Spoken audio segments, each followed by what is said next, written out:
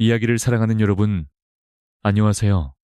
따뜻한 이야기 코너에 오신 것을 환영합니다. 이곳은 진심을 담아 이야기를 들려드리는 공간입니다. 편안한 마음으로 감동과 반전이 가득한 특별한 이야기를 즐겨주세요. 준비되셨다면 좋아요를 눌러주시고 알림 설정도 켜신 뒤 지금부터 이야기를 시작하겠습니다. 해가 중천에 떠서 대지를 지글지글 굽는 무더운 여름날이었다.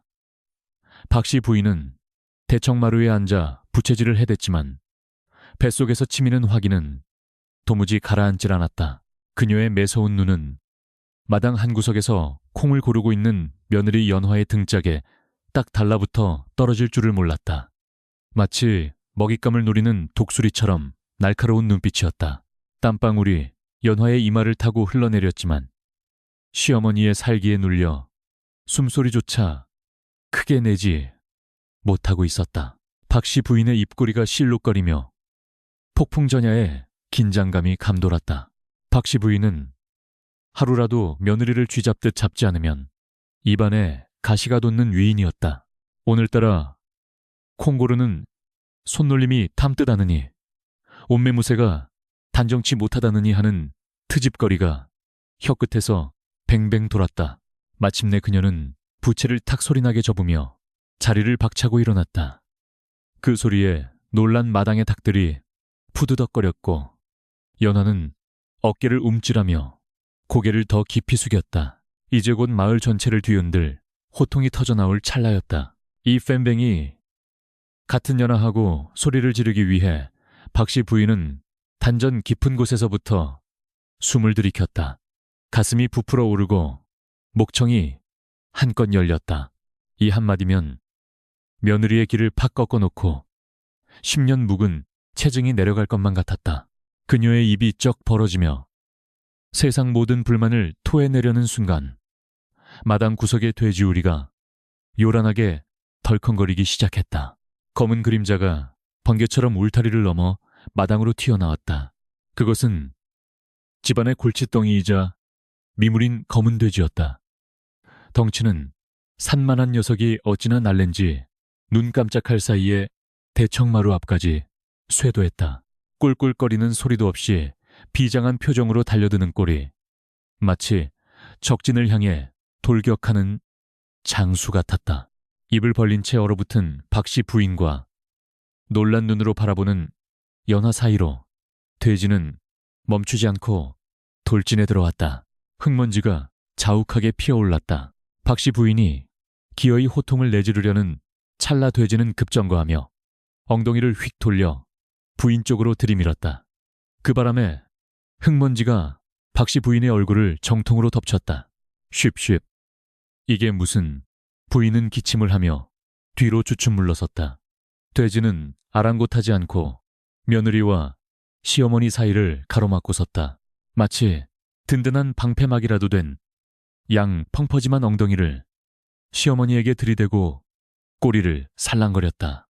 녀석은 털썩 주저앉더니 유유히 뒷다리로 귀 뒤를 긁기 시작했다. 시어머니의 서슬 퍼런 분노 따위는 안중에도 없다는 태도였다. 박씨 부인은 기가 막혀 말문이 막혔다. 며느리 욕을 하려던 타이밍을 놓친 데다 하필이면 돼지 엉덩이를 코앞에서 보고 있자니 열불이 터질 지경이었다. 이 짐승놈이 감히 그녀가 다시 목청을 높이려 하자 돼지는 별 안간 큰 소리로 방귀를 큰 뀌었다. 누런 먼지와 함께 퍼진 구수한 냄새가 박씨 부인의 코를 강타했다. 그것은 며칠 묵은 콩비지와 쉰밥이 뱃속에서 숙성된 지독한 가스였다. 박씨 부인은 억소리를 내며 코를 틀어주고 뒷걸음질 쳤다. 호통은커녕 숨쉬기도 버거웠다. 연화는 웃음을 참느라 입술을 꽉 깨물었고 돼지는 시원하다는 듯 콧바람을 흥흥 불어댔다. 이것은 명백한 도발이자 고도로 계산된 테러였다. 자존심에 큰 상처를 입은 박씨 부인은 마당 한쪽에 세워둔 쌀이 빗자루를 집어들었다. 오늘 저놈의 돼지 새끼를 잡고야 말겠다. 그녀의 눈에서 불꽃이 튀었다. 며느리 혼내는 건 뒷전이고 당장 저놈의 엉덩짝을 후려갈겨야 속이 시원할 것 같았다. 그녀가 빗자루를 높이 치켜들고 달려들자 돼지는 귀찮다는 듯 느릿느릿 몸을 일으켰다. 그러나 도망갈 생각은 전혀 없어 보였다. 빗자루가 허공을 가르며 내려 꽂히는 순간 돼지는 슬쩍 옆으로 한 걸음 옮겼다. 간발의 차이로 빗자루는 맨 땅을 강타했고 박씨 부인은 힘이 쏠려 휘청거렸다. 중심을 잃은 그녀가 비틀거리는 사이 돼지는 다시 반대쪽으로 쓱 피했다. 마치 무림의 고수처럼 흐느적거리는 움직임이었으나 빈틈이 없었다. 박씨 부인은 제풀에 지쳐 헉헉거렸지만 돼지의 털끝 하나 건드리지 못했다. 요란한 소리에 담장 너머로 이웃집 칠성내가 고개를 빼꼼히 내밀었다. 박씨 부인 대낮부터 웬 춤판이요. 그 말에 박씨 부인의 얼굴이 홍당무처럼 붉어졌다. 양반 가문의 채통을 중시하는 그녀가 돼지와 씨름이나 하고 있는 꼴을 들켰으니 쥐구멍이라도 찾고 싶은 심정이었다. 그녀는 빗자루를 내동댕이 치며 헛기침을 했다. 아니요. 짐승이 말을 안 들어서 교육 좀 시키는 중이요. 칠성내가 쳐다보자 돼지는 갑자기 순한 양처럼 눈을 껌벅거렸다. 방금 전까지 엉덩이를 들이밀고 방귀를 뀌던 놈이라고는 믿을 수 없는 태세 전환이었다. 녀석은 연화의 치맛자락에 머리를 비비며 애교까지 부렸다. 칠성내는 혀를 차며 말했다. 저리 순한 짐승을 왜 잡는가 몰라. 복돼지구만. 박씨 부인은 억울해서 가슴을 쳤지만 남들 눈에는 영락없이 심술뿐진 노인네로 비칠 뿐이었다. 연화는 몰래 돼지의 머리를 쓰다듬었다. 거친 털의 감촉이 손끝에 전해졌다. 시어머니가 빗자루를 들고 설치는 통에 콩 고르는 일은 중단되었고 덕분에 잠시 허리를 펼 수 있었다. 이 돼지가 집에 온 뒤로 묘하게 시어머니의 잔소리가 줄어든 것은 기분 탓일까? 돼지는 연화의 손길을 즐기며 기분 좋은 듯 꿀하고 낮은 소리를 냈다. 그 눈빛이 사람처럼 그윽했다. 사실 이 녀석은 2달 전 장터에서 도망쳐 제 발로 이 집 마당에 들어온 놈이었다. 처음에는 내쫓으려 했으나 박씨 부인이 쫓아내려 할 때마다 기가 막히게 숨어버리거나 동네방네 시끄럽게 울어대서 결국 눌러앉게 된 것이다. 먹성은 또 어찌나 좋은지 남은 밥이며 구정물이며 가리지 않고 먹어치웠다. 하지만 밥값을 하려는 건지 시어머니가 화를 낼 때마다 어김없이 나타나 회방을 놓았다. 박씨 부인은 분을 사귀지 못하고 씩씩거렸지만 칠성내의 시선도 있고 체력도 바닥나 더는 날뛸 수 없었다. 두고 보자, 이 축생놈. 내 언젠가 너를 국밥 재료로 쓰고 말 테다. 그녀는 저주 섞인 중얼거림을 남기고 안방으로 챈 들어가 버렸다. 문을 쾅 닫는 소리가 마당을 울렸다. 오늘 예정되었던 호통잔치는 그렇게 싱겁게 막을 내렸다. 승리한 돼지는 보란듯이 대청마루 밑근을 명당 자리를 차지하고 드러누웠다. 배를 하늘로 향하고 다리를 쩍 벌린 자세가 천하태평이었다. 연하는 그 모습이 우스꽝스러우면서도 든든했다. 남편이 죽고 난 후 이 적막하고 차가운 집안에서 자신을 지켜주는 유일한 존재가 사람이 아닌 돼지라니. 씁쓸한 미소가 지어졌지만 당장의 평화가 고마웠다. 연화는 부엌으로 들어가 몰래 누룽지 몇 조각을 챙겨 나왔다.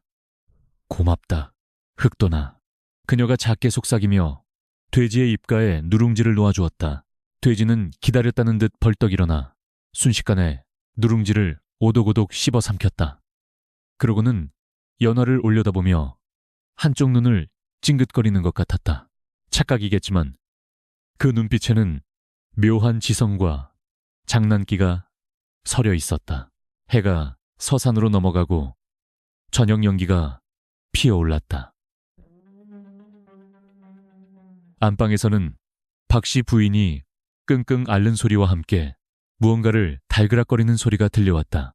아마도 내일은 더 강력한 무기를 들고 나올 심산일 것이다.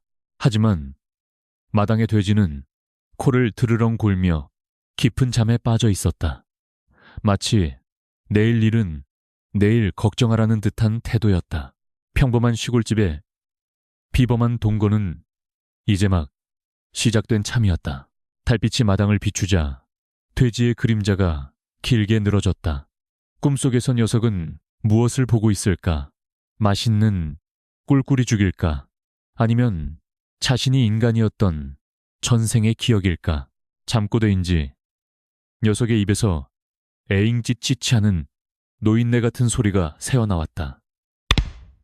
연화는 방문을 닫으며 피식 웃었다. 이 기묘하고 뻔뻔한 돼지 덕분에 그녀의 고달픈 시집살이에도 숨통이 트일 것만 같았다. 오늘 들려드릴 이야기는 순수한 창작물로 오직 오락과 감상을 위한 내용이며 실제 인물이나 사건과는 전혀 관련이 없음을 알려드립니다. 다음 날 아침 박씨 부인의 눈은 퉁퉁 부어올라 마치 잘 익은 물고기 눈알 같았다. 밤새 분통이 터져 잠을 설친 탓이었다. 그녀는 새벽닭이 울기도 전에 일어나 대청마루를 서성거렸다. 어제 그 망할 돼지 때문에 며느리 길을 꺾지 못한 것이 천추의 한으로 남았다. 부인은 이를 갈며 다짐했다. 전공법이 통하지 않는다면 병법에 나오는 기습과 매복을 써서라도 기어이 연화의 눈에서 눈물을 쏙 빼놓겠노라고 말이다. 비장한 각오가 서린 그녀의 표정은 흡사 전장에 나가는 장수와도 같았다. 연화는 부엌에서 아침상을 차리느라 분주했다. 달그락거리는 그릇소리에도 신경이 곤두선 박씨 부인은 호시탐탐 기회를 노렸다. 마당 한가운데에는 문제의 검은 돼지가 늘어지게 하품을 하며 누워 있었다. 녀석은 어제 일 따위는 까맣게 잊은 듯 태평성대였다. 박씨 부인은 돼지의 눈치를 살피며 살금살금 뒤뜰로 돌아갔다. 녀석의 사정거리를 벗어나 원거리에서 며느리를 공격할 심산이었다. 그녀의 첫 번째 계책은 바로 고공폭격이었다. 박씨 부인은 헛간 구석에 처박혀 있던 낡은 사다리를 낑낑대며 꺼내왔다. 목표 지점은 부엌이 훤히 내려다 보이는 장독대 옆 담벼락이었다. 채통 따위는 이미 개나 줘버린 지 오래였다. 그녀는 치맛자락을 질끈 동여매고 사다리를 탔다. 다리가 후들거렸지만 며느리에게 호통을 치겠다는 일념 하나로 고소공포증을 억눌렀다. 마침내 담벼락 위로 고개를 내민 그녀의 시야에 우물가에서 채소를 씻는 연화의 뒷모습이 포착되었다. 이 게으어 빠진 거사, 쌀 씻는 소리가 왜 그리 요란하냐. 박씨 부인은 회심의 일격을 날리기 위해 숨을 깊게 들이마셨다. 위에서 아래로 꽂아내리는 호통이야말로 권위의 상징 아니던가. 그러나 입을 때려는 순간 아래쪽에서 둔탁한 소리가 났다. 곁눈질로 내려다보니 어느새 다가온 돼지가 사다리 밑둥에 몸을 비비고 있었다. 녀석은 마치 등이 가려워 죽겠다는 듯 사다리 기둥을 벅벅 긁어대기 시작했다. 이거 놔라.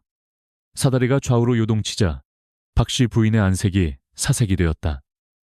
호통은커녕 비명이 터져나왔다.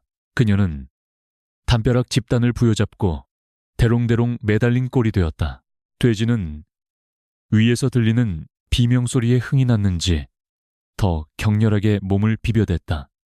낡은 사다리가 삐걱거리는 소리가 마당을 울렸다. 연화가 놀라서 달려왔을 때 시어머니는 공중 고개를 하듯 위태롭게 허우적거리고 있었다. 어머님, 거기서 뭐 하십니까? 연화가 사색이 되어 소리쳤다. 그제야 돼지는 긁기를 멈추고 짐짓 모르는 체하며 딴청을 피웠다. 박씨 부인은 헝클어진 머리카락을 휘날리며 사다리에서 굴러떨어지듯 내려왔다. 땅에 발이 닿자 다리가 풀려 주저앉고 말았다. 며느리를 혼내주려던 위험 있는 모습은 온데간데 없고 꼴사나온 몰골만 남았다. 돼지는 콧방귀를 뀌며 유유히 제자리로 돌아갔다. 1차 작전은 처참한 실패였다. 오전 내내 박씨 부인은 안방에 틀어박혀 분을 사겼다.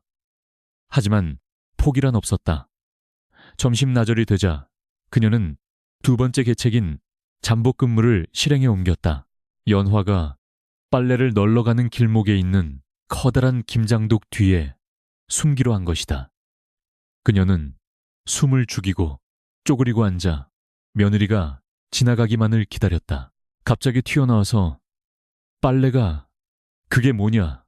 라고 소리치면 연화가 기절초풍할 것이 뻔했다. 상상만 해도 입꼬리가 올라갔다. 그러나 여름 땡볕 아래 장독대 뒤는 찜통이나 다름없었다. 땀이 비오듯 쏟아지고 다리에 쥐가 날 지경이었다. 그때 어디선가 킁킁거리는 소리가 들려왔다. 불길한 예감에 고개를 돌려보니 돼지의 축축한 코가 바로 눈앞에 와 있었다. 녀석은 박씨 부인이 숨겨둔 간식이라도 찾는 줄 알았는지 장독대 사이를 비집고 들어와 그녀의 엉덩이를 툭툭 건드렸다. 저리가 쉿 박씨 부인이 손짓으로 쫓아보려 했지만 돼지는 막무가내였다. 녀석은 급기야 장독 뚜껑 하나를 코로 밀어 떨어뜨렸다. 와장창 하는 소리가 정적을 깼다. 빨래 바구니를 들고 오던 연화가 쏘스라치게 놀라 걸음을 멈췄다. 박씨 부인은 깨진 독, 조각 사이에 쭈그리고 앉아있는 민망한 꼴을 들키고 말았다. 돼지는 마치 범인은 이 사람이에요 라고 이르듯 꿀꿀거렸다. 아이고, 내 팔자야. 박씨 부인은 제 발저린 도둑처럼 벌떡 일어나 괜히 먼 산을 보며 헛기침을 했다. 날이 더워서 장독이 잘 있나 검사하러 왔다. 왜? 말도 안 되는 변명이었지만 연화는 웃음을 참으며 고개를 숙였다. 돼지는 깨진 장독 조각을 발로 차며 장난을 쳤다. 박씨 부인은 며느리 보기가 부끄러워 부채로 얼굴을 가린 채 도망치듯 안방으로 후퇴했다. 2차 작전 역시 돼지의 방해 공작으로 물거품이 되었다. 아닌 해가 뉘엿뉘엿 지고 저녁 준비를 할 시간이 되었다. 두 번의 실패는 박씨 부인의 오기를 극으로 끌어올렸다. 이제 남은 것은 오직 하나 정면 승부였다. 그녀는 사자후 시즈허라 불리는 필살기를 준비했다. 이것은 뱃속의 모든 공기를 끌어모아 단번에 내지르는 고성방가에 가까운 호통으로 듣는 이의 고막을 마비시키고 정신을 혼미하게 만드는 기술이었다. 그녀는 마당 한가운데 떡하니 버티고 섰다. 연화가 부엌에서 나오자마자 박씨 부인은 기를 모았다. 이번엔 돼지가 덤벼들 틈도 주지 않고 속전속결로 끝낼 생각이었다. 그녀의 가슴이 풍선처럼 부풀어 오르고 입이 쩍 벌어졌다. 이 빌어먹을 소리가 목구멍을 타고 올라오는 찰나 마루 밑에 있던 돼지가 총알처럼 튀어나갔다. 녀석은 맹렬한 속도로 마당을 가로질러 닭장으로 돌진했다. 쿠당탕 돼지가 닭장문을 들이받자 놀란 닭 수십 마리가 일제히 날아올랐다. 닭털이 눈보라처럼 마당을 뒤덮었고 꽃기오 꼬꼬댁하는 비명소리가 박씨 부인의 사자우를 완전히 덮어버렸다. 난데없는 닭들의 습격에 박씨 부인은 입을 벌린 채 닭털을 정통으로 들이마셨다. 숨은 꼬꼬꼬, 호통은 기침소리와 닭 흉내로 변질되었다. 아수라장이 된 마당에서 돼지는 닭들을 몰며 신나게 뛰어다녔다. 마치 양치기 개라도 된 양닭들을 이리저리 몰고 다니는데 하필이면 그 방향이 박씨 부인이 서 있는 곳이었다. 혼비백산한 닭들이 박씨 부인의 치맛자락을 쪼아대고 어깨 위로 날아올랐다. 이놈의 짐승들이 다 미쳤나. 부인은 팔을 휘저으며 춤을 추듯 날뛰었다. 사자우는커녕 닭 쫓는 노파의 신세가 되었다. 연화는 급히 빗자루를 들고 나와 닭들을 진정시키려 했지만 웃음이 터져나와 힘을 쓸 수가 없었다. 닭털을 머리에 꽂고 허우적거리는 시어머니와 그 주위를 빙빙 돌며 승리의 춤을 추는 돼지의 모습은 영락없는 유랑극단의 희극이었다. 소라는 한 식경이 지나서야 겨우 가라앉았다. 박씨 부인은 기진맥진하여 대청마루에 널브러졌다. 목이 쉰 소리만 끽끽 새어나왔다. 어머님, 시원한 물 좀 드셔요. 연화가 냉수한 사발을 떠왔다. 박씨 부인은 며느리를 노려볼 힘도 없어서 떨리는 손으로 물그릇을 받아들었다. 그때 돼지가 슬그머니 마루 밑에서 기어 나왔다. 녀석의 주둥이에는 닭 깃털 하나가 훈장처럼 붙어 있었다. 돼지는 물을 마시는 박씨 부인을 빤히 쳐다보며 꿀하고 짧고 굵게 짖었다. 마치 수고했어 할망구라고 말하는 듯했다. 박씨 부인은 물을 마시다 사례가 들려 콜록거렸다. 저놈의 돼지 눈빛이 너무나 인간적이고 기분 나빴다. 짐승 주제의 사람을, 그것도 양반집 마님을 가지고 놀고 있었다. 하지만 인정하지 않을 수 없었다. 오늘 하루 그녀는 완벽하게 패배했다. 하늘 높이 솟은 사다리에서도, 은밀한 장독대 뒤에서도, 심지어 마당 한복판에서도 그녀의 목소리는 돼지에게 가로막혔다. 밤이 깊어지자 집안은 다시 고요해졌다. 박씨 부인은 수시는 허리를 두드리며 자리에 누웠지만 잠이 오지 않았다. 분한 마음 한편으로 기이한 의구심이 피어올랐다. 저것이 정말 그냥 돼지란 말인가?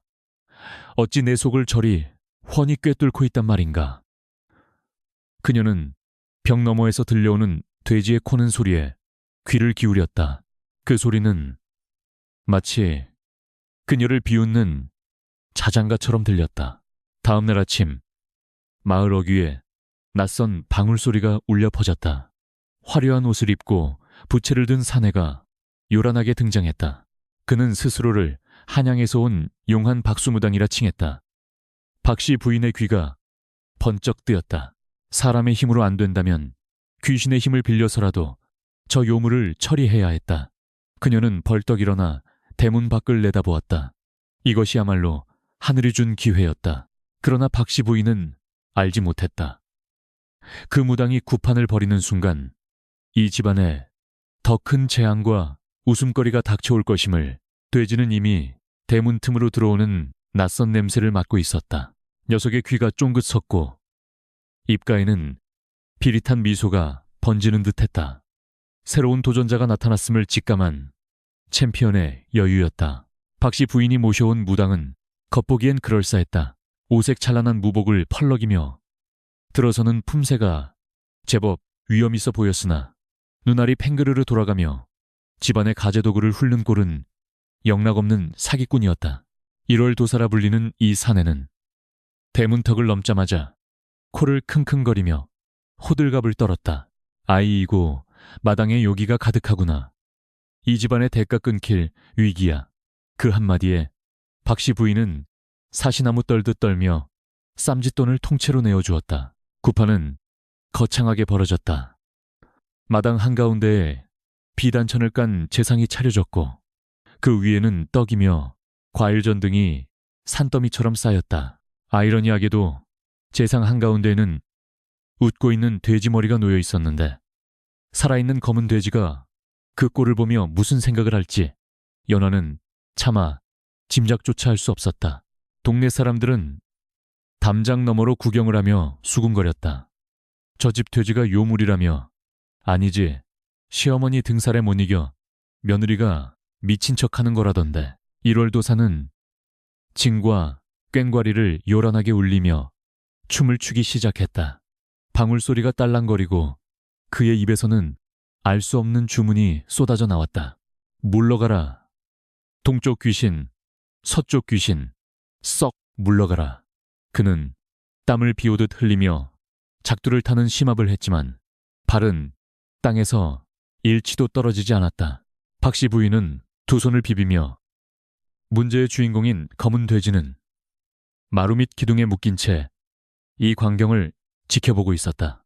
보통 짐승이라면 꽹과리 소리에 놀라 발광을 했을 터인데 이 녀석은 짝다리를 짚고 서서 하품을 쩍쩍 해대고 있었다.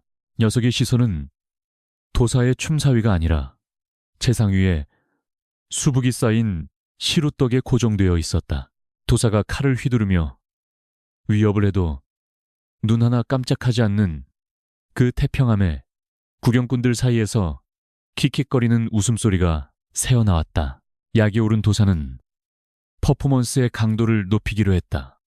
그는 입에 쌀알을 머금었다가 돼지 얼굴에 참 하고 뿜었다. 네, 이놈 정체를 밝혀라.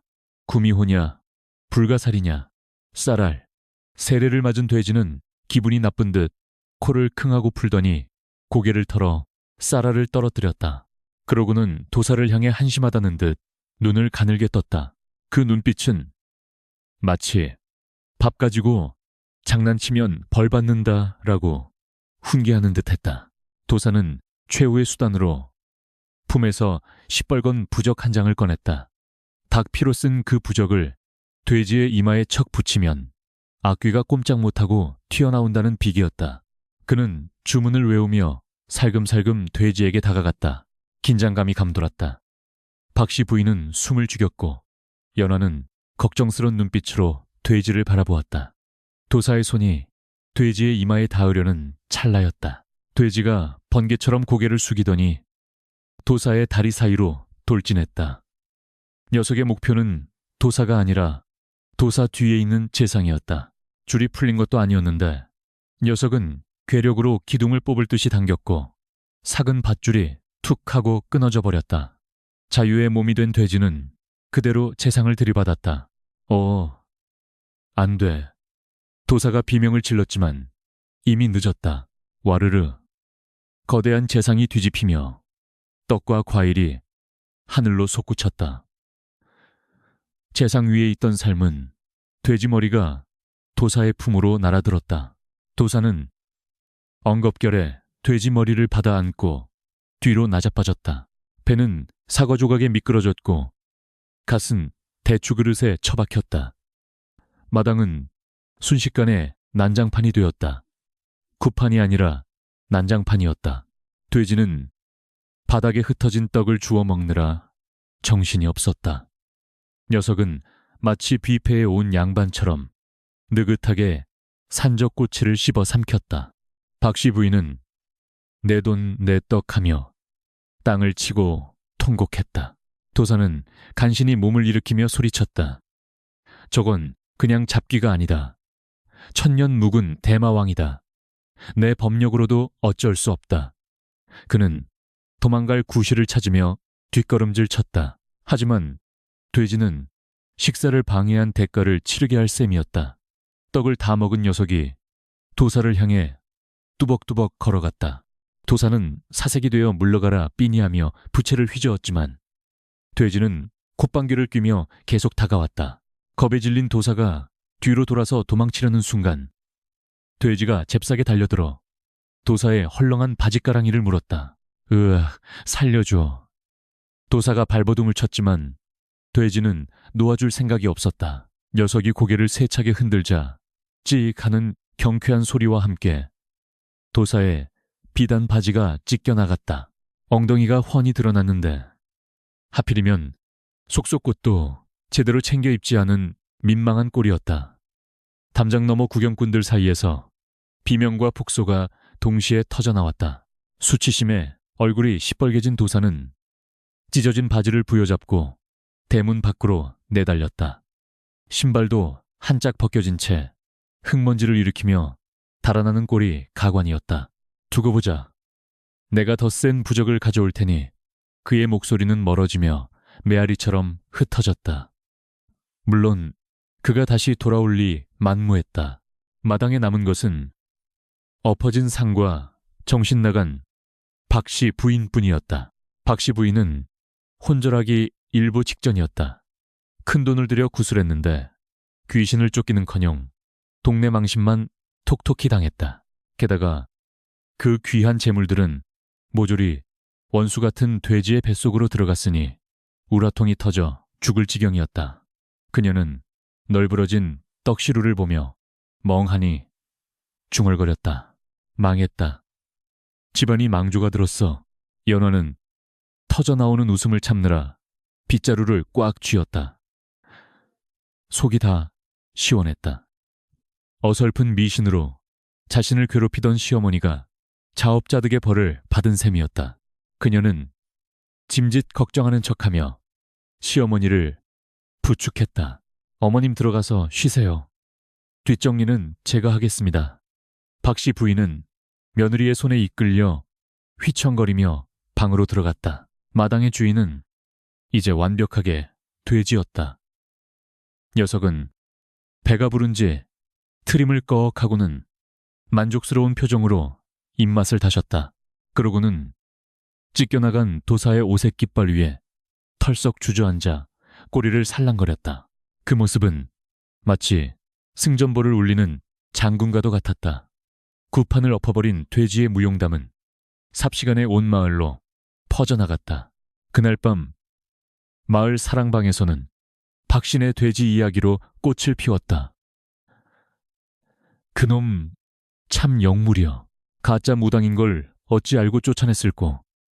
사람들은 돼지가 악귀가 들린 게 아니라 집안을 지키는 조상신이 붙은 게 아니냐며 쑥덕거렸다. 박씨 부인의 귀에도 그 소리가 들어갔다. 그녀는 이불 속에서 몸서리를 쳤다. 잡아먹을 수도 없고 쫓아낼 수도 없는 저놈의 돼지. 그녀의 고민은 깊어만 갔다. 달빛 아래 연화는 몰래 마당으로 나와 돼지의 등을 쓰다듬어 주었다. 내 덕분에 오늘도 무사히 넘어갔구나. 고맙다. 돼지는 연화의 손길에 맞춰 눈을 지그시 감았다. 거친 털 속에 따뜻한 체온이 느껴졌다. 말 못하는 짐승이지만 그 어떤 사람보다도 마음이 통하는 친구였다.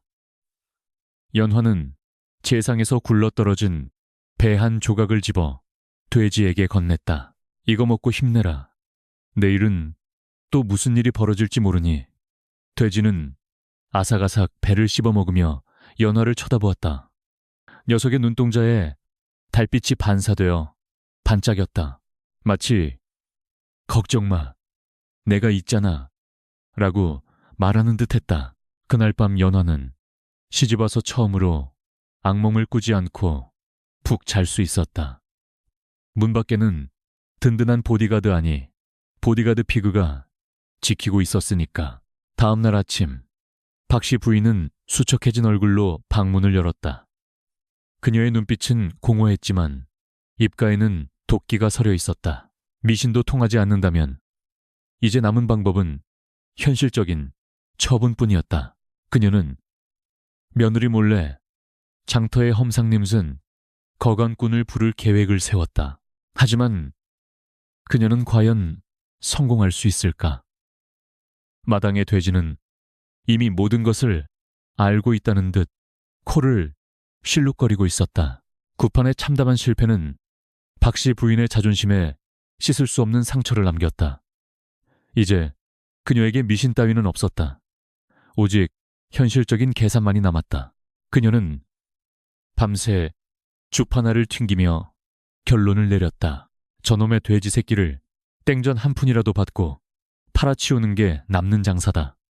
돈이 문제가 아니라 눈앞에서 치워버리는 게 급선무였다. 그녀는 날이 밝자마자 마을에서 가장 험상궂기로 소문난 도축업자 마서방을 불렀다. 마서방은 산도적처럼 우락부락한 덩치에 피 묻은 앞치마를 두르고 나타났다. 그의 허리춤에는 시퍼런 칼이 번들거렸고 뒤따르는 일꾼들은 밧줄과 몽둥이를 들고 있었다. 그 살벌한 행색의 연화는 가슴이 철렁 내려앉았다. 어머님, 저 아이는 집을 지켜주는 영물입니다. 제발 살려주세요. 연화가 눈물로 호소했지만 박씨 부인은 콧방귀를 뀌며 매정하게 뿌리쳤다. 영물은 개뿔밥이나 축내는 식충이다. 박씨 부인은 마서방을 돼지우리로 안내했다. 자, 저놈일세. 덩치는 산만해서 고기는 꽤 나올 거야. 그녀의 목소리엔 복수심이 가득했다. 마서방은 눈을 가늘게 뜨고 우리 안을 들여다보았다. 그런데 이상했다. 평소 같으면 낯선 사람을 보고 꾀꾀거려야 할 돼지가 미동도 하지 않았다. 녀석은 우리 구석에 널브러져 마치 죽은 시체처럼 보였다. 이보시오. 마님, 저놈 숨은 붙어있는 거요. 서방이 의심스러운 눈초리로 물었다. 박씨 부인이 화들짝 놀라 다가가 보니 돼지는 내 다리를 쭉 뻗고 혀를 길게 빼문 채 눈동자가 허공을 향해 뒤집혀 있었다. 파리가 콧구멍 주위를 맴돌아도 꼼짝하지 않았다. 어제까지만 해도 펄펄 날아다니던 놈인데 왜 이러지? 부인이 다급하게 돼지의 옆구리를 발로 툭 찼다. 툭 하는 소리와 함께 돼지의 몸이 힘없이 흔들렸다. 마치 바람 빠진 가죽 부대 같았다. 마서방은 혀를 셋셋 찼다. 이거 죽은 지 좀 된 거 아니오? 죽은 고기는 헐값에도 못 쳐주는데 박씨 부인은 억장이 무너졌다. 살아있는 돼지를 팔아도 시원찮을 판에 고깃값이라니. 그녀는 다급하게 변명했다. 아니네. 방금 전까지 코를 골며 잤단 말일세. 잠깐 기절한 거겠지. 마서방은 못 믿어온 표정으로 우리 안으로 들어갔다. 그가 돼지의 귀를 잡고 들어올리자 돼지의 고개는 힘없이 툭 떨어졌다. 이거 야단났구먼. 병이 들어서 죽은 거라면 우리 푸작간 평판만 나빠져요. 난 못 사겠소. 그가 돌아서려 하자 박씨 부인이 바지가랑이를 붙잡았다. 그냥 가져가게. 공짜로 줄 테니 제발 저 흉물 좀 치워줘. 공짜라는 말에 마서방의 귀가 솔깃했다. 병든 고기라도 개사료로나 쓰면 될 일이었다. 그는 일꾼들에게 눈짓을 했다. 야, 들어라. 공짜라니까 믿져야 본전이지. 일꾼들이 밧줄을 들고 돼지에게 다가갔다. 그들이 돼지의 앞다리와 뒷다리를 잡고 영차 들어올리는 순간이었다. 죽은 줄 알았던 돼지의 몸이 갑자기 펄떡거리기 시작했다. 으악, 뭐야. 일꾼들이 기겁하며 돼지를 떨어뜨렸다. 바닥에 떨어진 돼지는 갑자기 온몸을 비틀며 경련을 일으켰다. 입에서는 하얀 거품이 보글보글 끓어오르더니 순식간에 주둥이를 뒤덮었다. 녀석은 꾸액꾸액하고 기괴한 비명을 지르며 눈을 까뒤집었다. 마치 악령이 들린 듯한 아니면 끔찍한 역병에 걸린 듯한 모습이었다. 마서방의 얼굴이 사색이 되었다.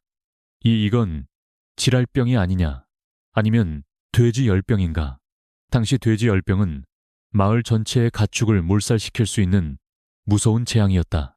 거품을 문 돼지는 마서방을 향해 맹렬하게 기어가며 입에 묻은 거품을 푸드득 털어댔다. 희번덕거리는 눈동자가 마서방을 정조준하고 있었다. 어이쿠 도망쳐마. 서방은 기겁하며 뒷걸음질 쳤다. 돼지가 몸을 털 때마다 하얀 거품과 침이 사방으로 튀었다. 일꾼들은 밧줄이고 몽둥이고 다 내팽개치고 대문 쪽으로 주랭랑을 쳤다. 마서방도 체면이고 뭐고 다 잊고 엉덩이에 불이 난 듯 도망쳤다. 이런 몹쓸 할망구 같으니라고 병든 돼지를 우리한테 떠넘기려 해. 박씨 부인은 망연자실하여 그 자리에 주저앉았다. 아니, 그게 아니라 변명할 틈도 없이 도축업자들은 썰물처럼 빠져나갔다. 마당에는 정적만이 흘렀다. 박씨 부인은 떨리는 눈으로 돼지를 바라보았다. 저놈이 정말 병에 걸린 것일까? 그렇다면 자신도 옮는 것은 아닐까? 공포가 밀려왔다. 그러나 도축업자들이 사라지자마자 기적 같은 일이 벌어졌다. 발작을 일으키던 돼지가 언제 그랬냐는 듯 벌떡 일어난 것이다.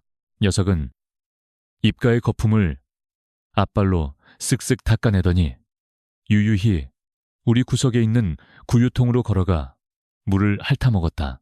거품은 병이 아니라 몰래 숨겨둔 비누풀 뿌리를 씹어서 만든 연기였던 것이다. 돼지는 멍하니 앉아있는 박씨 부인을 향해 한쪽 눈을 찡긋해 보였다. 속았지? 라고 비웃는 듯한 표정이었다. 박씨 부인은 기가 막혀 입을 다물지 못했다. 죽은 척하다가 미친 척하다가 이제는 멀쩡해지다니. 저것은 돼지가 아니라 천하의 사기꾼이었다. 그녀는 가슴을 움켜쥐고 아이고 혈압이야 하며 쓰러지는 신호를 했다. 문틈으로 이 모든 광경을 지켜보던 연화는 안도의 한숨을 내쉬었다. 그녀는 재빨리 부엌으로 들어가 시원한 냉수를 떠왔다. 어머님, 정신 차리세요. 박씨 부인은 며느리의 부축을 받으며 간신히 방으로 들어갔다. 저놈은 못 판다. 소문이 나서 이제 아무도 거들떠도 안 볼 거야. 그녀의 목소리에는 깊은 절망이 묻어 있었다. 마을에는 삽시간에 흉흉한 소문이 돌았다. 박신의 돼지가 미친 병에 걸려 사람을 물어뜯으려 했다는 것이다. 이제 똥장군조차 그 집 근처에는 얼씬도 하지 않으려 했다. 박씨 부인의 계획은 완벽하게 수포로 돌아갔다. 팔 수도 없고 죽일 수도 없고 쫓아낼 수도 없는 골칫덩이. 그녀는 이제 꼼짝없이 저 돼지와 한 지붕 아래서 살아야만 했다. 밤이 되자 돼지는 언제나처럼 마루 밑 명당 자리를 차지하고 누웠다. 녀석은 오늘 하루의 연기가 꽤 만족스러웠는지 콧노래 같은 콧김을 뿜었다. 연화가 몰래 가져다준 찐 고구마를 오물거리며 녀석은 밤하늘의 달을 올려다보았다. 인간들의 욕심과 어리석음을 비웃기라도 하듯 달빛 아래 돼지의 그림자는 거대하고 웅장해 보였다. 연화는 돼지의 머리를 쓰다듬으며 속삭였다. 네가 이겼어, 흑도나. 돼지는 부드러운 눈길로 연화의 손을 핥았다. 거친 혀의 감촉이 까칠했지만 따뜻했다. 이 집안에서 유일하게 말이 통하는 두 존재의 유대는 더욱 깊어졌다. 하지만 박씨 부인이 이대로 물러설 리 없었다. 그녀의 머릿속에는 또 다른 음모가 아니 발악이 꿈틀거리고 있었다. 한편 읍내 관아에서는 새로 부임한 사또가 민정을 살피기 위해 암행을 준비하고 있었다. 공교롭게도 그의 행선지는 바로 이 문제의 마을이었다. 호랑이 같은 시어머니와 여우 같은 돼지, 그리고 그 사이에 낀 며느리, 이들의 기묘한 동거 생활에 관아의 공권력까지 개입된다면 과연 어떤 난리통이 벌어질까? 폭풍 전야에 고요함이 흐르고 있었다. 집안에 평화 아닌 평화가 찾아왔다. 박씨 부인은 며칠간 이어진 충격과 분노로 인해 화병이 도져 끙끙 앓아누웠다. 아이고, 내 팔자야. 며느리 잘못 들여 집구석이 망했네. 방 안에서 들려오는 신음소리는 저주에 가까웠지만 적어도 문 밖으로 나와 소리를 지르거나 물건을 집어던질 기력은 없어 보였다. 연화는 부채를 들고 마당으로 나왔다. 둥근 보름달이 휘영청 밝아 대낮처럼 환했다. 마당 한 구석 돼지우리는 고요했다. 낮에 그토록 난리 법석을 피웠던 검은 돼지는 얌전히 앉아 밤하늘을 올려다보고 있었다. 연화는 조심스럽게 다가가 울타리에 기대어 섰다. 흑도나 하고 부르자 녀석이 고개를 돌려 그녀를 바라보았다. 그 눈빛은 짐승의 것이라기엔 지나치게 깊고 그윽했다. 연화는 문득 이 돼지가 사람의 말을 다 알아듣고 있는 게 아닐까 하는 엉뚱한 생각이 들었다. 너 오늘 일부러 그런 거지? 연화가 넌지시 물었다. 돼지는 대답 대신 코를 킁 하고 울리더니 마치 긍정하듯 고개를 끄덕였다. 연화의 눈이 휘둥그레졌다. 우연이라기엔 너무나 정확한 타이밍이었다. 그녀는 주위를 두리번거리곤 목소리를 낮춰 속삭였다. 설마 내 말이 들리니? 돼지는 앞발을 들어 울타리를 톡톡 쳤다. 마치 이제 알았냐? 라고 핀잔을 주는 듯했다. 연화는 피구숨이 터져나왔다. 시어머니보다 이 짐승이 더 말이 통하다니 기가 막힐 노릇이었다. 그녀는 부엌으로 살금살금 들어갔다. 오늘따라 고생한 아니 자신을 구해준 이 기특한 동지에게 상을 주고 싶었다. 그녀는 찬장 깊숙한 곳, 시어머니가 명절 때 쓰려고 숨겨둔 귀한 약주 한 병을 꺼냈다. 그리고 낮에 제사상에서 엎어졌을 때 몰래 챙겨둔 북어포와 전 몇 조각을 접시에 담았다. 연화가 술상과 안주를 들고 나타나자 돼지의 눈이 번쩍 뜨였다. 녀석은 벌떡 일어나 꼬리를 프로펠러처럼 돌려댔다. 쉿, 조용히 해. 어머니 깨실라. 연화가 검지손가락을 입에 대자 돼지는 즉시 동작을 멈추고 입맛만 쩝쩝 다셨다. 영리하기가 이를 데 없었다. 연화는 울타리 문을 열고 들어가 돼지 앞에 술상을 차려주었다. 자, 한 잔 받으렴. 연화가 사발에 맑은 술을 따랐다. 향긋한 술 냄새가 코끝을 자극했다. 돼지는 예의를 갖추듯 앞발을 모으고 기다리다가 연화가 마셔 하고 허락하자 그제야 주둥이를 대고 술을 들이켰다. 후루룩, 쩝쩝. 녀석이 술을 넘기는 소리가 어찌나 찰진지 보는 사람마저 군침이 돌 정도였다. 한 사발을 단숨에 비운 돼지는 캬 하고 아저씨 같은 감탄사를 내뱉었다. 어머, 너 술 좀 마실 줄 아는구나. 연화는 신기해서 박수를 쳤다. 돼지는 기분이 좋은지 연화의 무릎에 머리를 비비며 애교를 부렸다. 연화는 북어포를 찢어 돼지의 입에 넣어주었다. 오물오물 씹는 모양새가 꼭 사랑방에 앉아 담소를 나누는 선비 같았다. 이 기묘한 술자리는 적막한 밤공기 속에 따스한 온기를 불어넣었다. 연화는 다시 술을 따르며 푸념 섞인 속내를 털어놓았다. 네가 온 뒤로 사는 게 좀 살만해. 어머니 등살에 숨이 막혀 죽을 것 같았는데 네가 다 막아주잖아. 돼지는 술잔을 기울이며 진지하게 듣고 있었다. 가끔씩 콧바람을 불어 맞장구를 치거나 안쓰러운 눈빛으로 연화를 바라보기도 했다. 남편이 살아있을 때도 느껴보지 못한 위로였다. 우리 약속 하나 하자. 연화가 새끼손가락을 내밀었다. 앞으로도 나를 지켜줘. 대신 나는 어머니 몰래 맛있는 거 많이 챙겨줄게. 어때? 돼지는 잠시 고민하는 척하더니 젖은 코를 연화의 손가락에 꾹 눌렀다. 도장까지 찍은 확실한 계약이었다. 인간과 돼지의 비밀 동맹이 결성되는 순간이었다.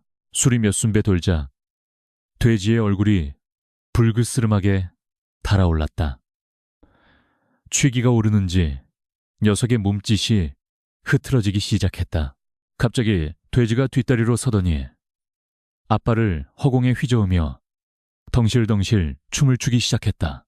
마치 탈춤을 추는 광대 같았다. 연화는 배를 잡고 낄낄거렸다. 아이고 흑도나, 너 취했구나. 그 웃음소리에 마당의 풀벌레들도 놀라 울음을 멈췄다. 그때였다. 누구냐? 밤중에 무슨 짓거리야? 안방문이 벌컥 열리며 박씨 부인의 앙칼진 목소리가 들려왔다. 잠결에 웃음소리를 듣고 깬 모양이었다.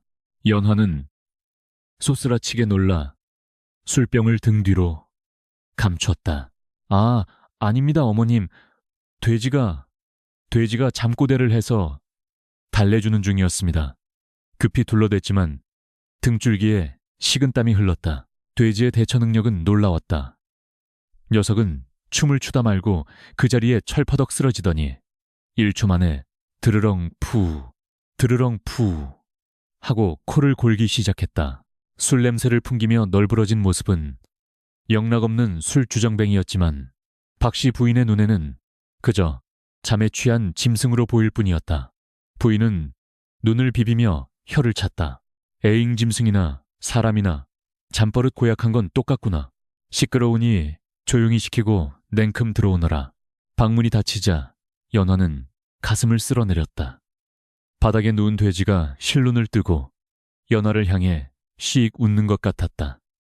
연화는 돼지의 콧등을 가볍게 때리며 속삭였다. 연기대상 감이야. 정말 그녀는 남은 술과 안주를 정리하고 돼지에게 이불 대신 짚을 덮어주었다. 잘 자, 내 파트너. 방으로 돌아온 연화는 잠을 청했지만 입가에 미소가 떠나지 않았다.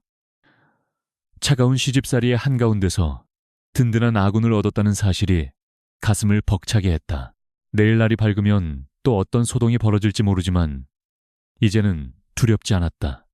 흑돈이와 함께라면 천하의 박씨 부인도 심지어 관아의 사또도 두렵지 않을 것 같았다. 하지만 연화는 꿈에도 몰랐다.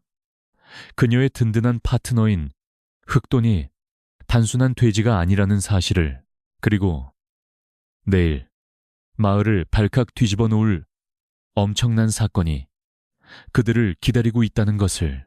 달빛 아래 잠든 돼지의 몸에서 희미한 서기가 피어오르고 있었다.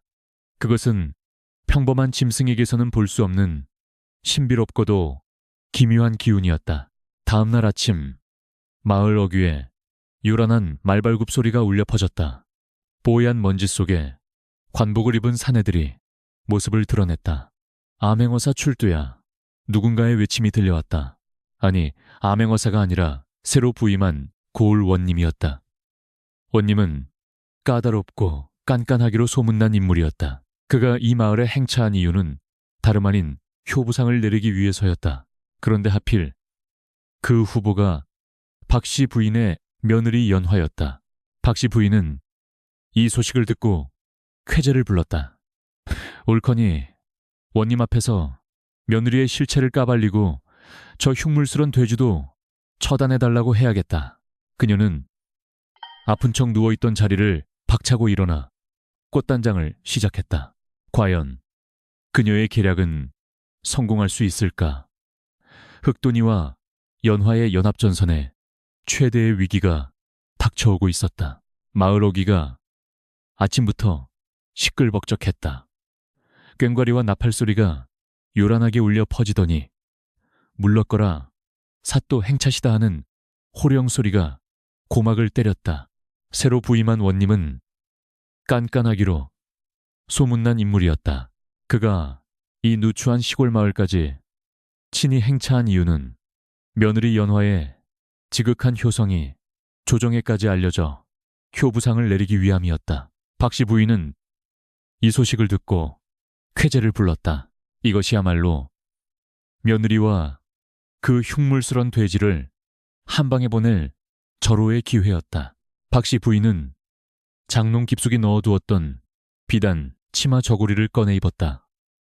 머리에는 기름을 발라 곱게 빗어넘겼지만 눈빛만은 독사처럼 번들거렸다. 오늘이야말로 내년의 가면을 벗겨주마. 돼지를 상전처럼 모시는 폐륜녀라고 고발할 테다. 그녀는 안방 문틈으로 마당을 훔쳐보며 비장한 각오를 다졌다. 마당에는 이미 멍석이 깔리고 동네 사람들이 구름처럼 몰려들었다. 연화는 사색이 되어 안절부절 못했다. 효부상이라니 가당치도 않은 일이었다. 게다가 저 돼지가 또 무슨 사고를 칠지 몰라 불안하기 짝이 없었다. 그녀는 돼지에게 다가가 간곡히 부탁했다. 흑돈아, 제발 오늘은 얌전히 있어줘. 부탁이야. 돼지는 콧방귀를 뀌며 앞발로 자신의 가슴을 툭툭 쳤다. 걱정 말고 나만 믿으라는 듯 듬직한 태도였다. 드디어 대문이 활짝 열리고 위풍당당한 풍채의 사또가 관아의 이방과 포졸들을 거느리고 들어섰다. 그는 근엄한 표정으로 좌중을 둘러보더니 마당 한가운데 마련된 상석에 앉았다. 박씨 문중의 며느리 연화는 들라. 사또의 중후한 목소리에 연화가 떨며 앞으로 나아가 큰 절을 올렸다. 내 효심이 지극하여 늙은 시어머니를 봉양함에 부족함이 없다 들었다.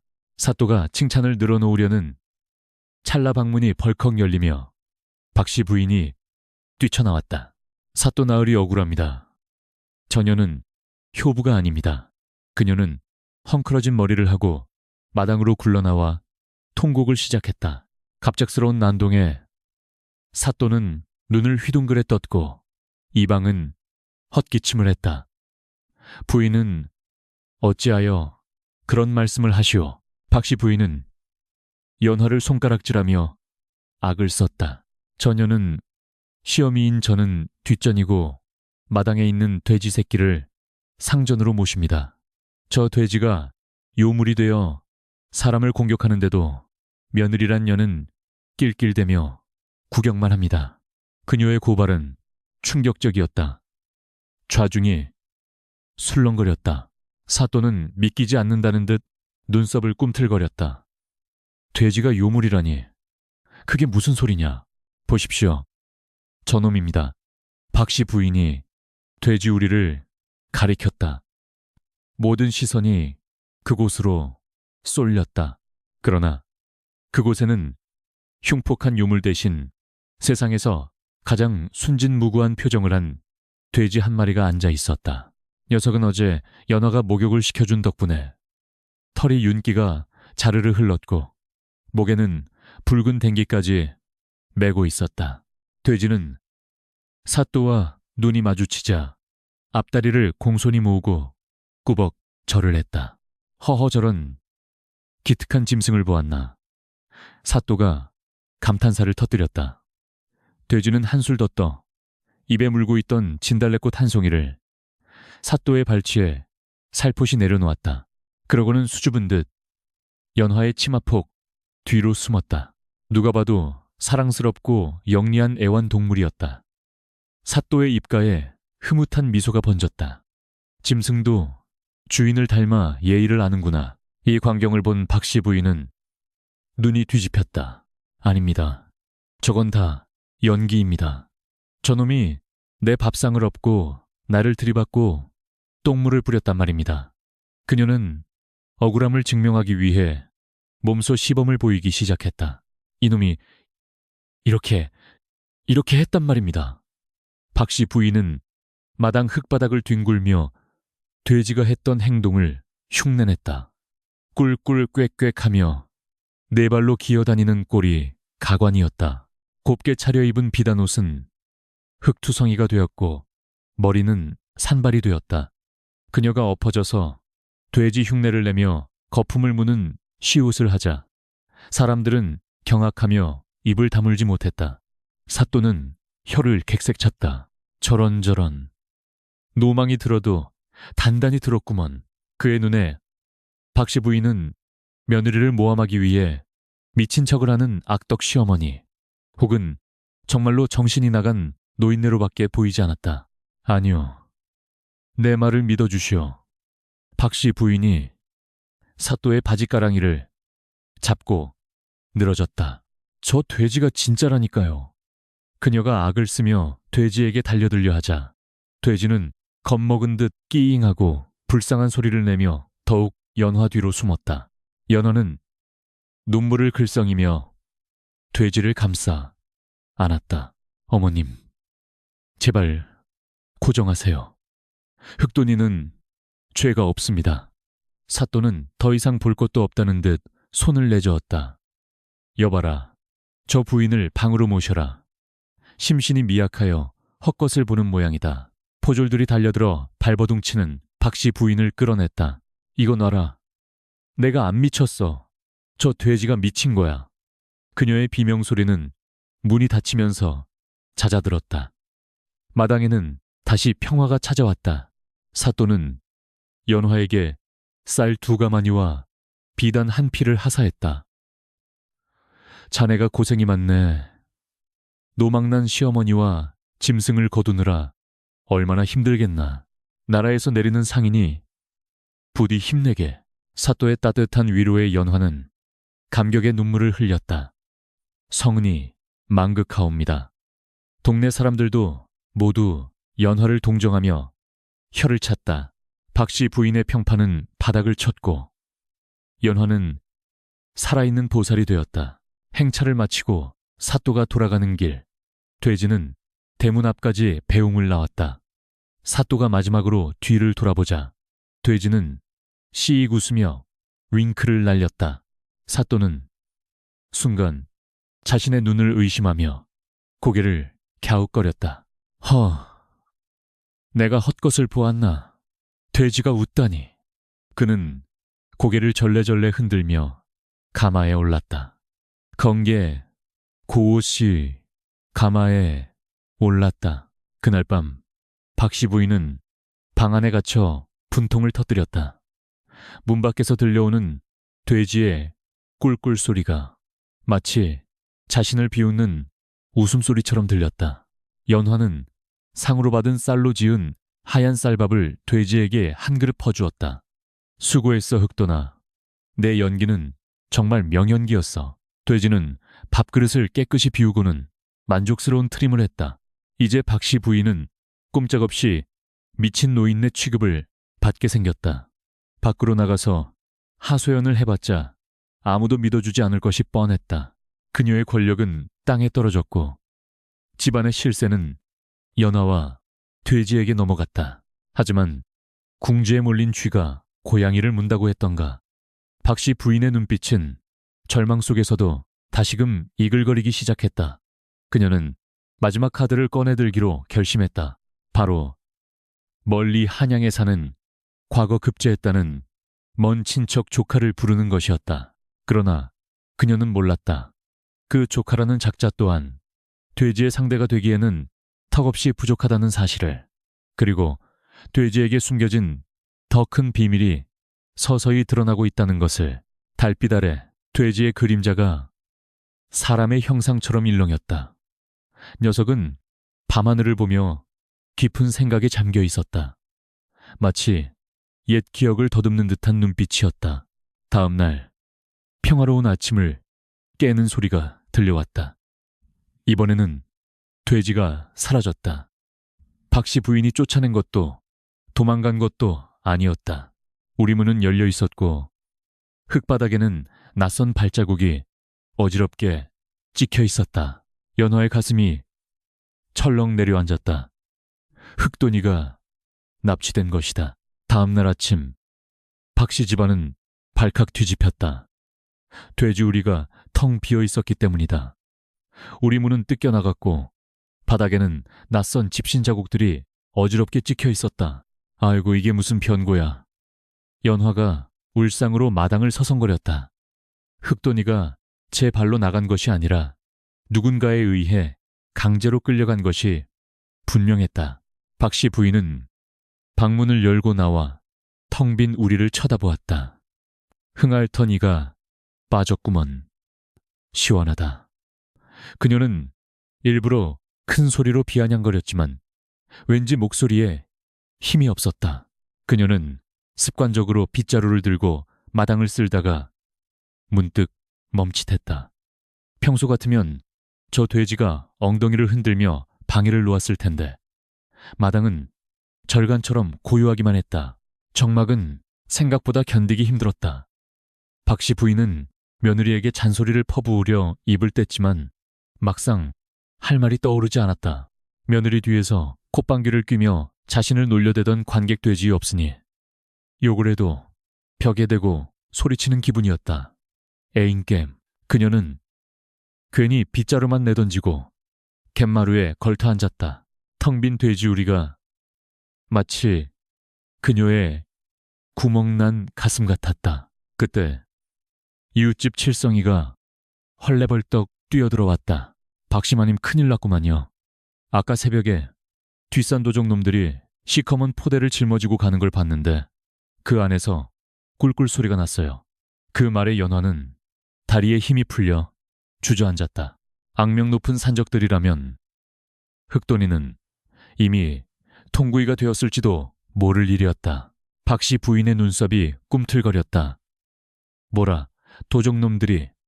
그녀가 벌떡 일어났다. 감히 내 허락도 없이 내 재산을 건드려. 그 돼지가 쌀을 얼마나 처먹었는데 본전도 못 뽑고 뺏길 소냐. 그녀의 분노는 걱정인지 탐욕인지 분간하기 어려웠으나 기세만큼은 장군감이었다. 그녀는 부엌으로 달려가 다듬이 방망이를 챙겨들었다. 가자, 며느리야. 내 돼지 찾으러 가자. 연화는 어안이 벙벙했지만 얼른 호미를 챙겨들고 시어머니 뒤를 따랐다. 고부구후가 나란히 무기를 들고 산을 오르는 기묘한 풍경이 연출되었다. 박씨 부인은 평소의 늙은이가 아니었다.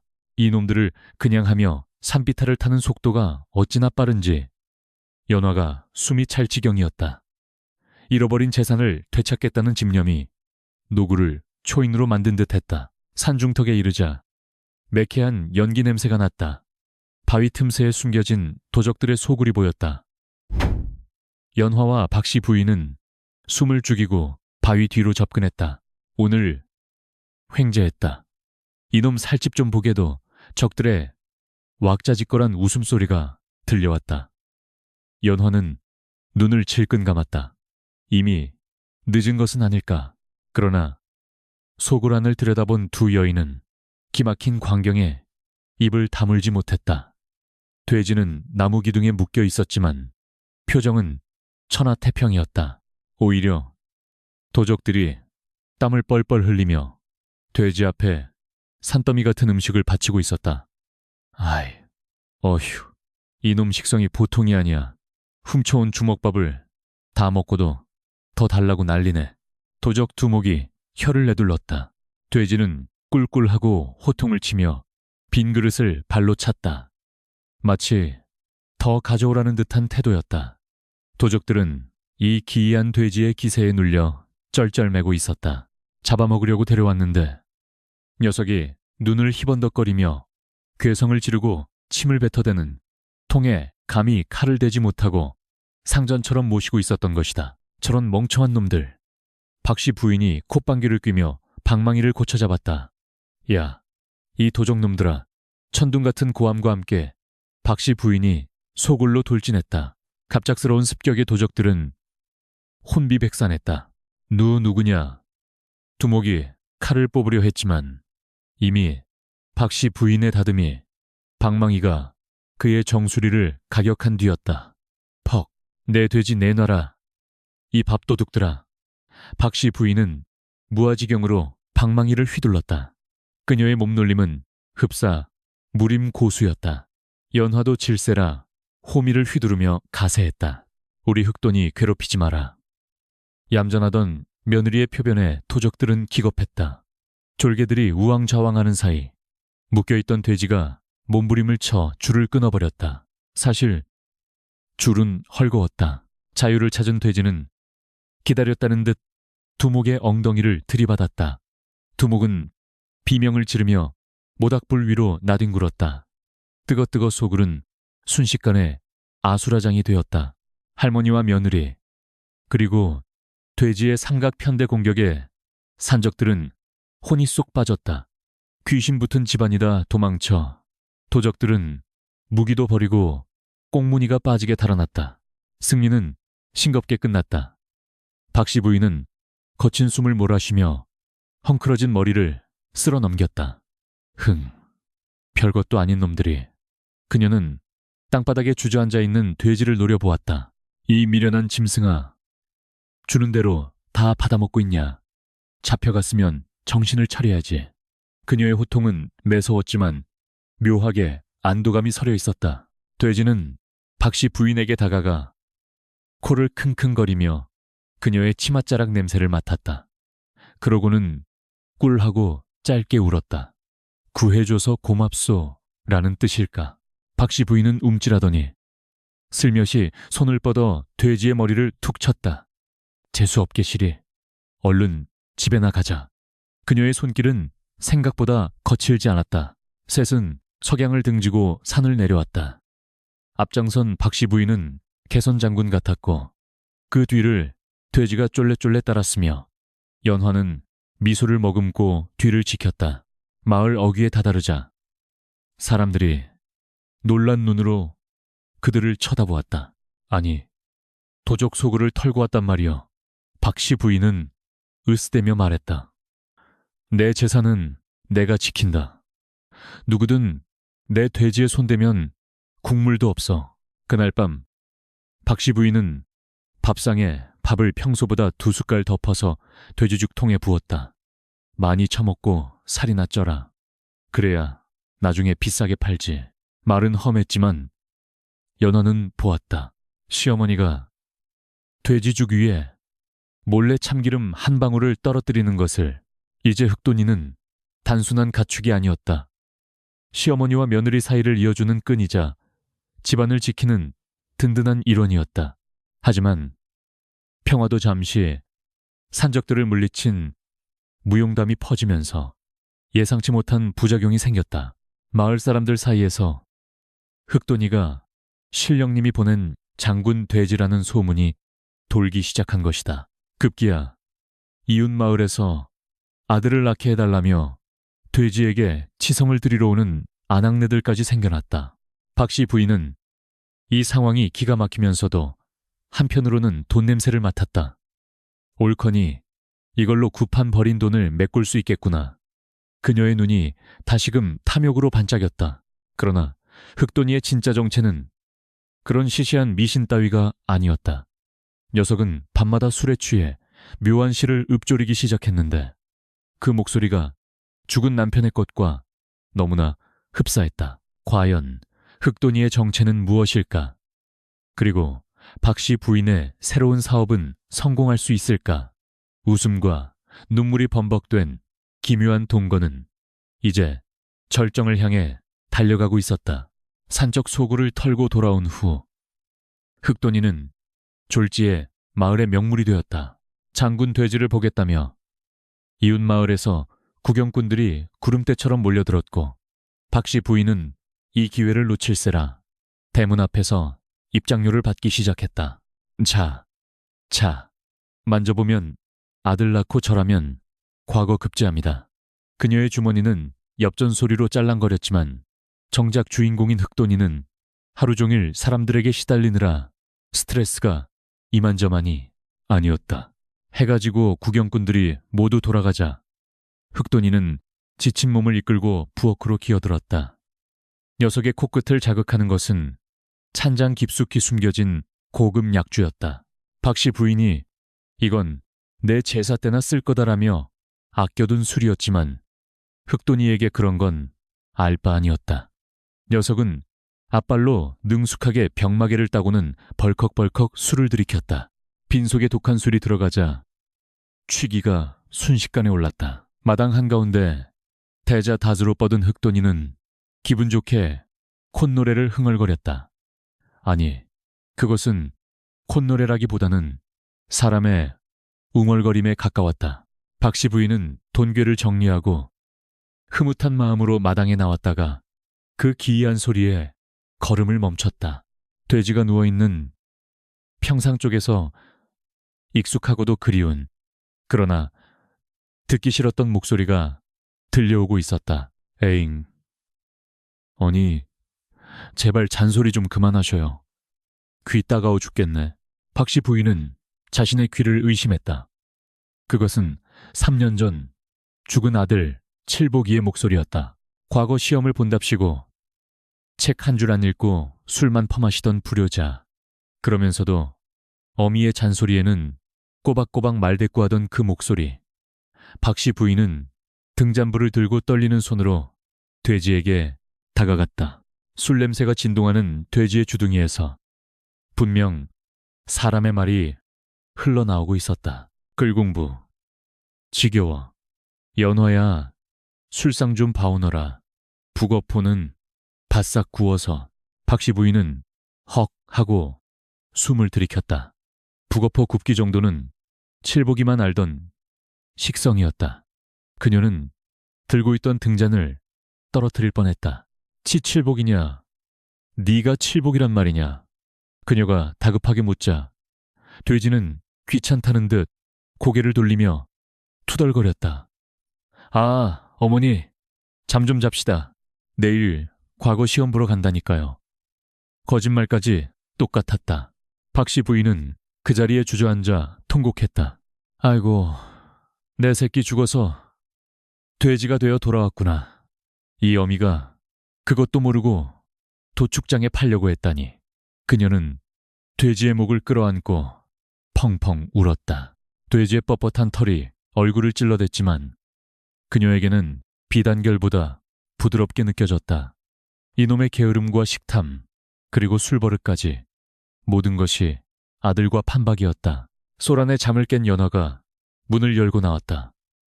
어머님, 무슨 일입니까? 박씨 부인은 눈물, 콧물, 범벅이 된 얼굴로 며느리를 불렀다. 연화야, 이리 와서 절 올려라. 서방님 오셨다. 연화는 기가 막혀 입을 다물지 못했다. 돼지를 보고 서방님이라니. 시어머니가 드디어 실성하신 게 분명했다. 그러나 가까이 다가간 연화의 귀에도 돼지의 잠꼬대가 들렸다. 연화야, 너는 왜 그리 솜씨가 없느냐? 옷 좀 예쁘게 기워라. 일어나. 이북히 풍선, 그것은 생전에 남편이 술만 취하면 하던 타박이었다. 연화는 소름이 돋았다. 정말 남편의 혼이 씌었단 말인가? 아니면 이 영물돼지가 그동안 들은 풍어를 흉내내는 것인가? 어느 쪽이든 기막힌 상황이었다. 여보 박씨 부인은 돼지의 뺨을 어루만지며 감격에 겨워했다. 이제 다시는 너를 굶기지 않으마. 암 그렇고 말고. 돼지는 박씨 부인의 손길이 귀찮은지 뒷발로 허공을 찼다. 퍽 하는 소리와 함께 박씨 부인의 턱이 돌아갔지만 그녀는 아픈 줄도 몰랐다. 어이구, 우리 아들 힘도 장사네. 살아있을 때보다 더 튼튼해졌어. 다음날 아침부터 박씨 집안의 풍경은 180도 바뀌었다. 돼지우리는 비단 금침이 깔린 안방으로 변모했다. 박씨 부인은 아침부터 갓 지은 쌀밥에 고깃국을 말아 돼지 앞에 대령했다. 공부하느라, 아니 환생하느라 얼마나 배가 고팠겠느냐. 그녀는 손수 숟가락을 들고 돼지의 입에 밥을 떠먹여 주었다. 돼지는 이게 웬 떡이냐 싶어 받아 먹으면서도 박씨 부인의 과도한 애정에 질식할 지경이었다. 녀석은 밥을 씹으며 곁눈질로 연화를 쳐다보았다. 살려줘라는 눈빛이 역력했다. 연화는 웃음을 참느라 부엌으로 도망쳐야 했다. 시어머니가 며느리보다 돼지를 아니 돼지가 된 아들을 더 끔찍이 아끼는 꼴이라니. 이것은 희극인가 비극인가. 박씨 부인은 동네방네 자랑을 하고 다녔다. 우리 아들이 돌아왔네. 비록 축생의 몸이지만 그 기품은 여전해. 마을 사람들은 박씨 부인이 노망이 났다고 수군거렸지만 흑돈이가 책을 베고 누워있는 모습을 보고는 반신반의했다. 어떤 이는 전생의 업보가 깊어 돼지가 되었으니 잘 모셔야 후환이 없다고 거들었다. 이제 흑돈이는 집안의 절대 권력자가 되었다. 녀석이 꾸라고 소리치면 박씨 부인은 오냐 목이 마르냐 하며 식혜를 대령했다. 녀석이 마당에 누워 배를 까뒤집으면 박씨 부인은 부채를 들고 나와 파리를 쫓았다. 연화는 졸지에 시동생 뒷바라지하듯 돼지를 모셔야 했다. 하지만 그녀는 싫지 않았다. 시어머니의 도끼가 온데간데 없이 사라지고 집안의 웃음꽃, 물론 비웃음 섞인 잎이었기 때문이다. 어느 날 오후 흑돈이는 대청마루에서 박씨 부인의 무릎을 베고 낮잠을 자고 있었다. 박씨 부인은 돼지의 털을 빗겨주며 옛 이야기를 늘어놓았다. 네가 장원 급제하면 내가 한양 구경을 시켜주려 했는데 그때 돼지가 갑자기 벌떡 일어나더니 마당에 떨어진 나뭇가지를 입에 물고 흙바닥에 글씨를 쓰기 시작했다. 박씨 부인의 눈이 휘둥그레졌다. 글을 쓴다. 우리 아들이 시를 짓는다. 돼지가 쓴 글자는 삐뚤빼뚤했지만 분명 한자였다. 식슈, 주, 조, 락, 락, 먹고 마시고 논다는 뜻이었다. 박씨 부인은 감격하여 손뼉을 쳤다. 역시 내 아들이다. 인생의 진리를 깨우쳤구나. 연화는 고개를 절레절레 흔들었다. 저건 그냥 지금 당장 술과 고기를 내오라는 뜻이 분명했다. 하지만 이 평화롭고도 기이한 나날들은 오래가지 못했다. 흑돈이의 명성이 관아에까지 들어가고 급기야 임금님의 귀에까지 들어갈 조짐이 보였기 때문이다. 말하는 돼지, 글 쓰는 돼지에 대한 소문은 꼬리에 꼬리를 물고 과장되어 흑돈이가 나라의 길흉화복을 점치는 신수셴서라는 소문으로 번졌다. 조정에서는 진상을 파악하기 위해 암행어사를 파견했다. 이번에는 진짜 암행어사였다. 그는 돼지의 정체를 밝히고 혹시라도 민심을 현혹하는 사교시돔의 무리가 있다면 엄벌에 처하라는 밀명을 띠고 있었다. 박씨 부인의 아들 놀이가 자칫하면 영모죄로 몰릴 수도 있는 위기일발의 상황이었다. 그날 밤 흑돈이는 꿈을 꾸었다. 자신이 진짜 사람이 되어 도포를 휘날리며 과거 시험장에 들어가는 꿈이었다. 하지만 시험지에는 족발 그림만 가득했다. 녀석은 식은땀을 흘리며 잠에서 깼다. 마당에는 서늘한 바람이 불고 있었고 대문 밖에는 삿갓을 쓴 낯선 사내의 그림자가 어른거리고 있었다. 이제 최후의 막이 오르고 있었다. 박씨 부인의 모성애와 흑돈이의 재치 그리고 연화의 지혜가 합쳐져야만 이 난관을 헤쳐나갈 수 있었다. 과연 그들은 가짜 아들 소동을 잠재우고 진정한 가족으로 거듭날 수 있을까? 흑돈이는 깊은 한숨을 내쉬며 밤하늘의 달을 쳐다보았다. 꿀, 인생 참 피곤하네. 마침내 올 것이 오고야 말았다. 암행어사, 출두야, 병력 같은 소리와 함께 포졸들이 박신의 마당을 에워쌌다. 삿갓을 눌러쓴 어사는 서슬퍼런 눈빛으로 집안을 훑어보았다. 그는 조정에서 파견된 강직한 관리로 세간을 떠들썩하게 하는 말하는 돼지 소문을 잠재우고 민심을 어지럽히는 요사스러운 무리를 처단하러 온 것이었다. 박씨 부인은 엉겁결에 무릎을 꿇었고 연화는 사색이 되어 고개를 조아렸다.